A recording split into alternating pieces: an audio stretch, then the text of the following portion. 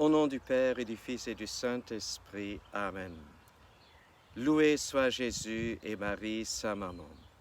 Chers frères et sœurs, le Vendredi Saint, c'est pour beaucoup de personnes une journée comme toute autre personne.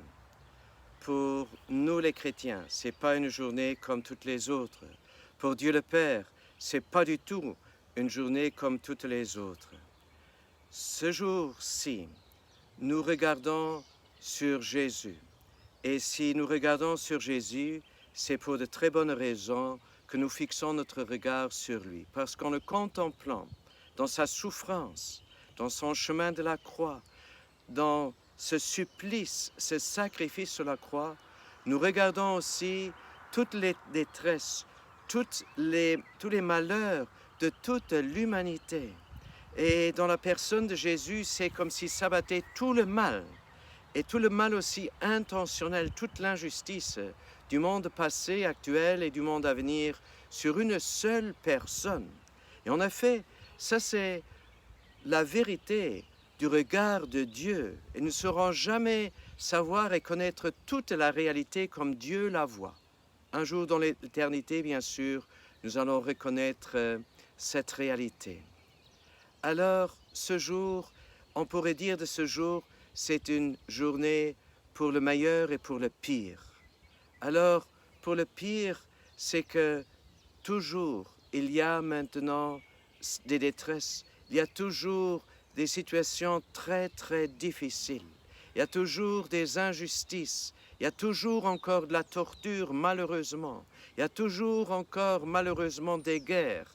Il y a toujours des choses qui ne sont pas bonnes au grand niveau, mais aussi au niveau personnel.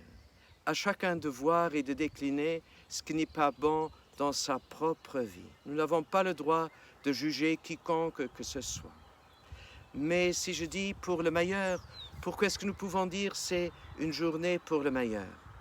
Vous voyez, une des dernières phrases à la croix que Jésus a dites est celle-ci: « Père, pardonne-leur car ils ne savent pas ce qu'ils font. » Est-ce qu'ils ne savaient vraiment pas ce qu'ils faisaient? Quelqu'un qui bat des clous à travers les mains, à travers les pieds, quelqu'un qui enfonce une couronne d'épines sur la tête de quelqu'un qui flagelle un corps nu, est-ce qu'il ne sait vraiment pas ce qu'il fait? Bien sûr, les tortionnaires, ils savaient ce qu'ils faisaient, ils connaissaient leur travail, et c'est la même chose aujourd'hui. Mais ils ne savaient pas toute la vérité. Ils ne savaient pas que sur Jésus devait s'abattre tout le mal, toute injustice. Ils ne savaient pas que Dieu avait un plan avec ce serviteur humilié, ce serviteur qui s'offrait en bouc émissaire, oui, il faut dire en bouc émissaire, pour enlever tout le péché, tout le mal du monde. Il y a eu une autocondamnation des gens qui criaient lors du procès de Jésus devant Pilate que son sang vienne sur nous et sur nos enfants. En fait, c'est terrible de prononcer une autocondamnation sur soi-même, sur ses proches, sur sa famille. Il ne faut jamais faire ça. Mais Dieu, il a retourné cette autocondamnation pour le bien, pour le meilleur pour nous.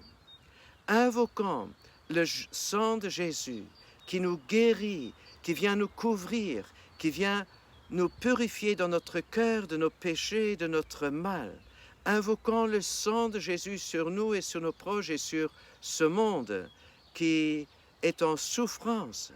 Invoquons ce sang de Jésus par lequel nous sommes lavés. D'ailleurs, Jésus a dit lors de la dernière scène, tout juste avant, qu'il lavait les pieds à ses disciples, il disait à Pierre, « Si je ne te lave pas, tu n'auras pas part à moi. » Et Jésus ne veut pas seulement laver nos pieds, il veut avoir part avec nous. Il veut que son sang, que sa propre vie coule dans nos vies, pas seulement dans nos artères, pas seulement dans notre corps, mais dans notre esprit, dans nos émotions, dans notre âme surtout. Et par son sang, nous devenons de sa famille. Par son sang, nous devenons sa famille choisie, et par son sang, nous avons part à lui-même, à sa divinité. Voilà pourquoi il est venu, pour nous libérer de tout mal, de tous les liens qui voudraient nous lier encore dans le péché.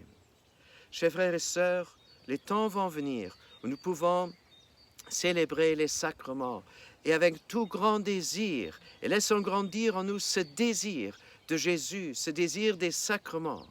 Et je suis sûr que rien que ce désir de le rencontrer concrètement, physiquement, que ce désir déjà maintenant purifie notre cœur et vient apaiser notre cœur.